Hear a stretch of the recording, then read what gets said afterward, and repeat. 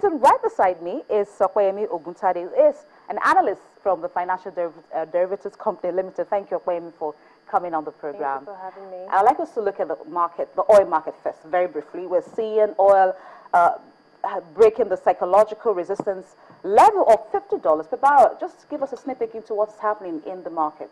Well, in the energy market, there's been an oversupply. Well, traders are concerned about the oversupply in the market, specifically from US and OPEC, notably Saudi Arabia and Iraq.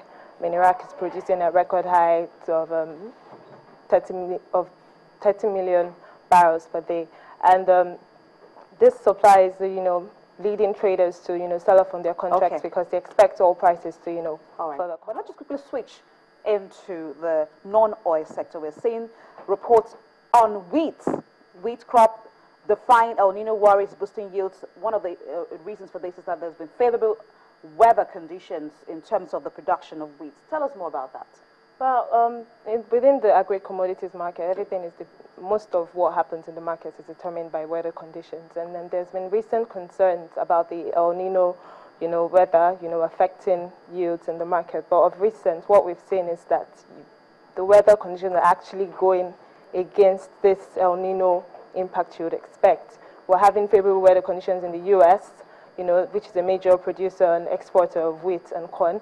So this yields, with the yield in the market, with the supply in the market, is dragging down on prices. So we see grain prices coming down within the market for soft commodities such as cocoa and sugar. Cocoa was, higher at the beginning of the year, but what we've seen is that prices are coming down because of the slowdown in growth in China. And China is one of the major consumers. Yeah. And it's kind of creating worries for everyone around the world. Yes, it is. I mean, China sneezes now and everybody catches cold. It's almost like the US. Just like the US. Thank you, Okoyemi. We have to leave it at that because we are actually, our time is fast spent.